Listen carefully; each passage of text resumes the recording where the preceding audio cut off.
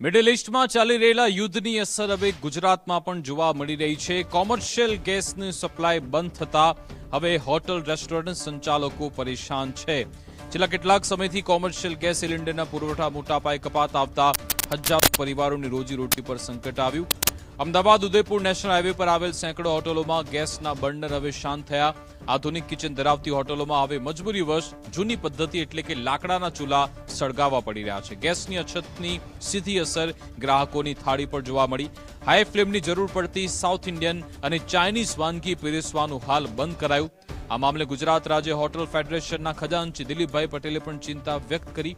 જોકે તેમણે આશ્વાસન આપ્યું કે મુશ્કેલી છતાં ગ્રાહકોને અગવડ ન પડે તે માટે સેવાઓ ચાલુ રાખવા પ્રયત્નશીલ રહીશું।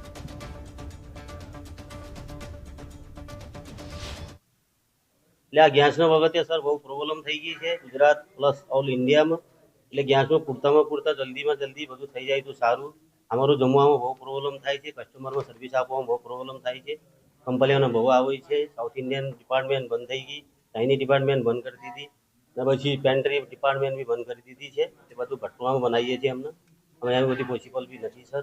થઈ શકે તો ગેસમાં કરો તો જલ્દીમાં જલ્દી સારું રહેશે અમારા માટે। એમાં અમે ઓપ્શનલ એવું વિચારી રહ્યા છીએ કે જેટલું બને ત્યાં સુધી વુડ ફાયર અને તંદૂર પર કામ કરવું।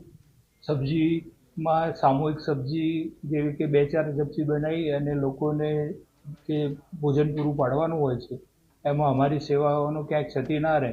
હાલ પૂરતી ઢોસા, ફ્રાય સેન્ટરો જેવું અમે જે ગેસથી વપરાતી જ તમામ વસ્તુઓ પર કંટ્રોલ લાવી શક્યા છીએ।